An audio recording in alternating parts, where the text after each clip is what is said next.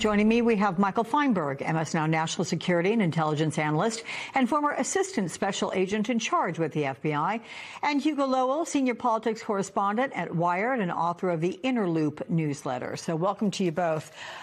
Michael, so is it what an MS Now source called the fake office visit for his girlfriend's country concert this weekend? Is that what would get Patel in trouble, according to Jake's reporting, if he is indeed in trouble? Or would it be because one of Trump's biggest allies, Senate Judiciary Chairman Chuck Grassley, is now privately asking Patel about his lavish travel escapades and his purchase of a fleet of BMWs? Or could it be, as the White House claims, nothing about frustration, instead just, summoned for unrelated meetings? I think we could pretty readily dispense with the White House's claims simply because the FBI director transports himself around the country with an FBI-owned jet that allows him to stay in communication with whomever he needs to in Washington, D.C. And if he was visiting a field office, there would obviously be secure communications between an FBI field office and any relevant department or agency in Washington, D.C. And that sort of leaves us the other two reasons he might have been called to the White House. The first was they're just unhappy with the general image he is portraying. And in the FBI, day one at the academy, you get told that the number one rule is don't embarrass the Bureau. And in one of its only similarities with the FBI, the Trump administration is not very different. We've seen what happens when agency leaders trip over themselves, whether it's Pam Bondi at DOJ or Kristi Noem at DHS, or a murderer's row of people who failed upwards into the Trump administration and then were later forced out during his first term. So it's probably not a field office visit, generally because field offices are staffed with a skeleton roster over the weekends. If you're going to visit a field office, you would go during the working week when it would actually be filled with agents, analysts, and executives. And it's also worth noting that this is not an opportune time for him to visit the Chicago field office.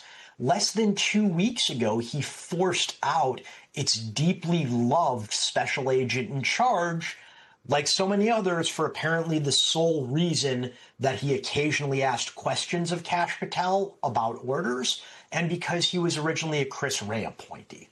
I do not think Kash Patel would have exactly gotten a hero's welcome were he to step foot in the Chicago field office at this time. Good analysis and some pretty heavy debunking there.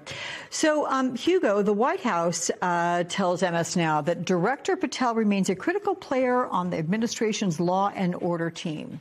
Does that sound like a vote of confidence to you? Is he still entrenched in Trump's inner circle, or is he on the outs?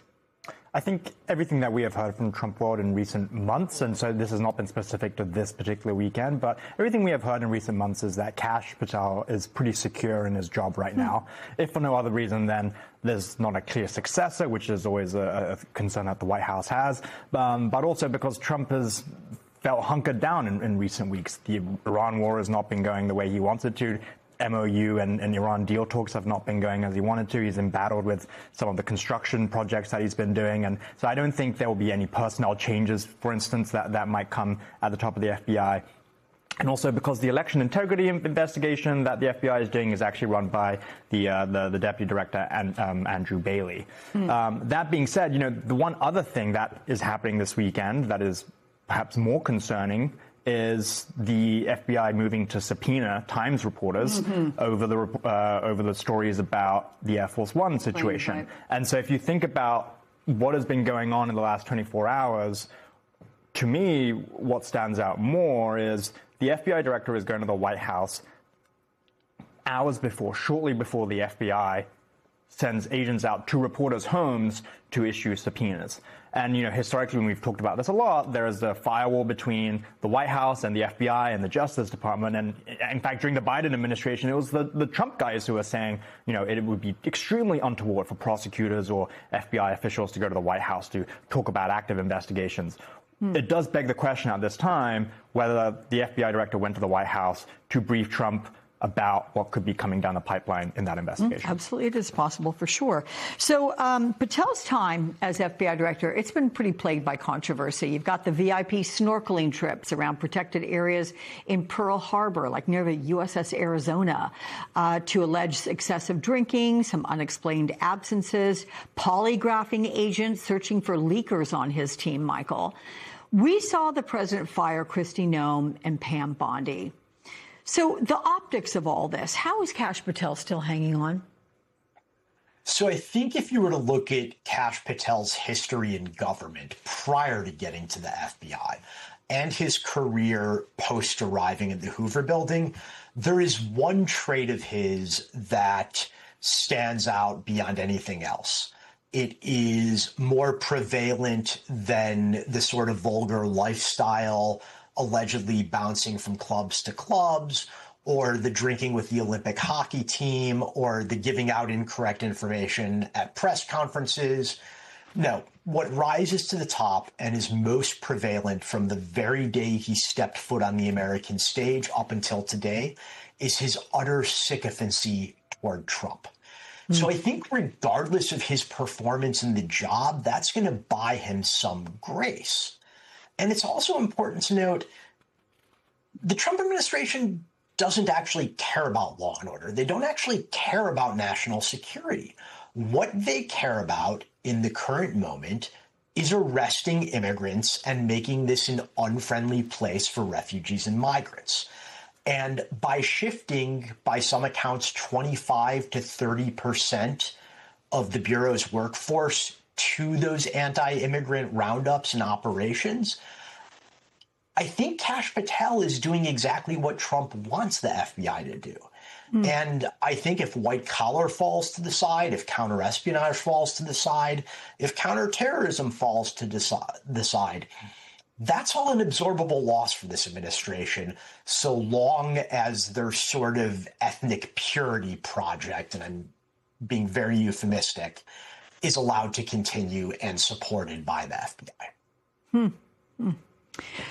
Let's pivot to the DOJ now and start with you on this, Hugo, because the Senate Judiciary confirmation hearings for acting AG Todd Blanche scheduled for next week. Look, he has been at the helm of the agency for months now, right? So there's plenty on record to question of him.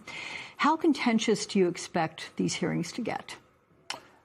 I don't think it will be particularly contentious at all, actually. Really? I think, in the main, Todd Blanche is seen by Republicans and the administration and friends of the administration as a pretty steady hand at DOJ. It wasn't like, because the nearest comparator is Pam Bondi, and Todd Blanche hasn't been running around waving Epstein files on the TV.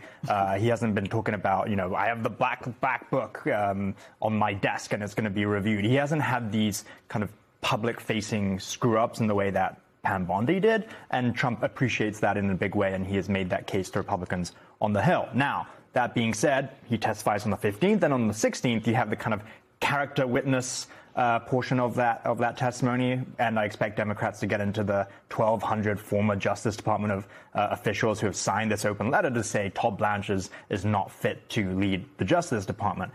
Maybe on that second day, things will get a little more contentious, but at the moment, we're not tracking any significant defection. But don't you think he's going to be asked about Ghislaine Maxwell and how she got that sweetheart deal? Of course she's going to be asked. He's going to be asked about all of the scandals at DOJ in the last 12 to 18 months. But there is probably going to be an easy get-out-of-jail-free card for Todd, which is, well, I wasn't leading the Justice Department at the time, and, we had this volume of evidence that we had to get through. All of the excuses we have heard from DOJ for not complying with the law, actually, on the release of the Epstein files. It will be a lot of the performative stuff that we see in the regular oversight hearings we see in the House and Senate. I don't expect that to be any different. How about you, Michael? Do you expect it to get contentious? Well, I should note before I state my opinion that I was one of the signers of the letter you referenced, and am actually on the advisory committee of the group that put it together. I think Hugo is right. I don't think this is going to get contentious. And I think that's disappointing because, as you both have laid out, there are reasons that the senators should pay very close attention to what Todd Blanche is saying, because there is a lot that is abnormal happening in the Justice Department. And there are a lot of laws and procedures that, quite frankly, are not being complied with. And in any normal era, this is something the Judiciary Committee would take up. But under Chuck Grassley's stewardship, the committee is really loath to engage in any criticism at all of anybody in the White House or in this administration. Even with Chuck Grassley's inquiries about Patel, we should note that those inquiries were not publicized in the same way all of his others over the past year and a half have been. I suppose there might be an outside chance that someone like Thom Tillis, the sort of wounded bear stereotype who was defeated in a primary largely because of Trump and sort of has nothing to lose at this point, might push back. But he hasn't given any indications that he's actually going to. So that's a really outside hope for anybody expecting substantial oversight. Okay, well, we will wait and see what happens this week.